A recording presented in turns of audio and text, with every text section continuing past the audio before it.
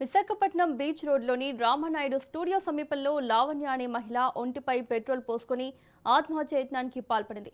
మధురవాడ బాలాజీ హోమ్స్లో నివసించే ఆమె స్కూటీపై వచ్చి 2 లీటర్ల పెట్రోల్ పోసుకొని నిప్పంటించుకుంది.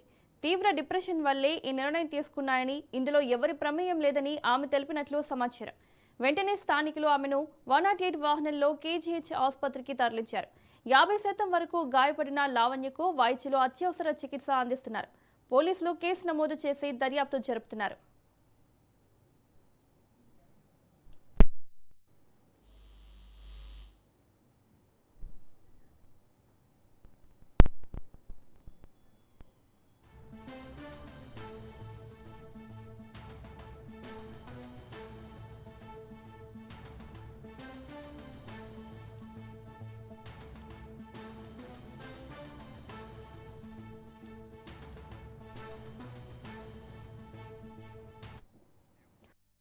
విశాఖపట్నం బీచ్ రోడ్లోని రామనాయుడు స్టూడియో సమీపంలో లావణ్య అనే మహిళ ఒంటిపై పెట్రోల్ పోసుకొని ఆత్మహత్య యత్నానికి పాల్పడింది.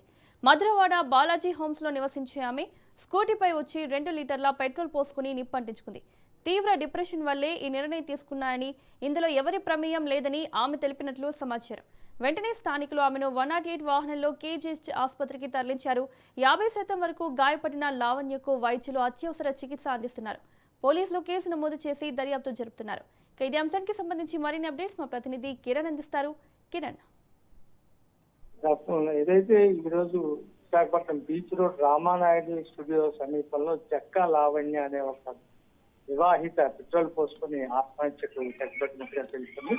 ఏదైతే స్కూటీపై వచ్చి 2 లీటర్ల పెట్రోల్ ని ఒంటి మీద పోసుకుని హఠాత్తుగా రామానాయుడు స్టూడియో ఏదైతే బీచ్ రోడ్డు ఉందో ఈ తీరం దగ్గరలో ఉన్నటువంటి రుషికొండ సమీపంలోని రామానాయుడు స్టూడియో వద్దకు చేసుకుని అక్కడ అనుగుణంగా స్కూటీపై వచ్చి పెట్రోల్ పోసుకుని ఆత్మహత్యకు తెగబడింది. అయితే మధురవాడ ప్రాంతంలోని బ్యాక్ దగ్గర ఉన్న బాలాజీ హోమ్ లో ఈవిడ నివాసం ఉంచినట్టుగా కూడా తెలుస్తుంది.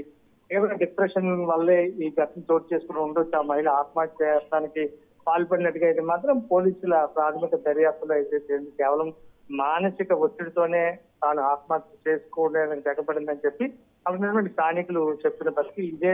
ఈ కోణంలోనే పోలీసులు కేసు నమోదు చేసి దర్యాప్తు చేస్తారు. వెంటనే 108 లో కేజీహెచ్ తరలించారు. దాదాపుగా 50% పైగా కాలిన గాయాలతో ఆమెను కేజీహెచ్ లో చికిత్స అయితే అందిస్తున్న పరిస్థితి ఉంది. Right, thank you.